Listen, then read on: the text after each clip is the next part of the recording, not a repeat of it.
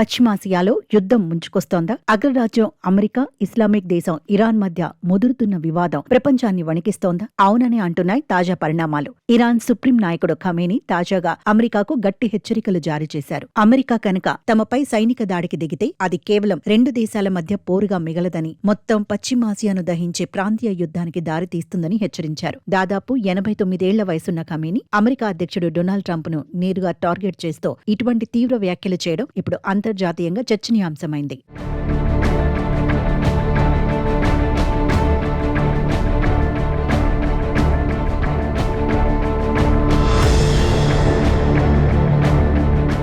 ఇరాన్లో ఇటీవలి ప్రభుత్వంపై పెద్ద ఎత్తున నిరసనలు చెలరేగాయి. వీటిని ఖమేనీ ప్రభుత్వం ఉక్కుపాదంతో అణిచివేయడాన్ని అమెరికా తప్పుపట్టింది. దీనికి తోడు ఇరాన్ అణు కార్యక్రమంపై ట్రంప్ మొదట్నుంచి ఆగ్రహంగా ఉన్నారు. ఇరాన్ను దారికి తెచ్చేందుకు అరేబియా సముద్రంలోకి అమెరికా తన శక్తివంతమైన యుద్ధ నౌక యుఎస్ఎస్ అబ్రహాం లింకన్ ను మరికొన్ని యుద్ధ విమానాలను పంపింది. ట్రంప్ తీసుకున్న ఈ నిర్ణయం ఇరు దేశాల మధ్య అగ్గిని రాజేసింది. చర్చలకు రమ్మని ట్రంప్ ఒకవైపు పిలుపునిస్తూనే మరోవైపు యుద్ధ నౌకలను మోహరించడం ఇరాన్కు మింగుడు పడటం లేదు. అమెరికా హెచ్చరికలకు ఇరాన్ ఏమాత్రం తలొగ్గటం లేదు. మాటల యుద్ధానికే పరిమితం కాకుండా చేతల్లోనూ పవర్ చూపించాలని నిర్ణయించుకుంది. అందులో భాగంగానే ప్రపంచ చమురు సరఫరాకు అత్యంత కీలకమైన హెర్మూజ్ జలసంధిలో భారీ సైనిక విన్యాసాలు నిర్వహించేందుకు సిద్ధమైంది. ప్రత్యక్ష కాల్పుల విన్యాసాలు చేయటం ద్వారా అమెరికాకు సవాల్ విసిరాలని ఖమేనీ ప్రభుత్వం భావిస్తోంది. అగ్రరాజ్యం ఒక అడుగు ముందుకు వేస్తే తాము 2 అడుగులు వేస్తామనే సంకేతాన్ని ఇరాన్ పంపించింది. ప్రస్తుతానికి ట్రంప్ సైనిక దాడిపై ఎలాంటి స్పష్టమైన ప్రకటన చేయనప్పటికీ ఇరు దేశాల మధ్య కమ్యూనికేషన్ గ్యాప్ పెరుగుతోంది. హెర్మూజ్ జలసంధిలో గనక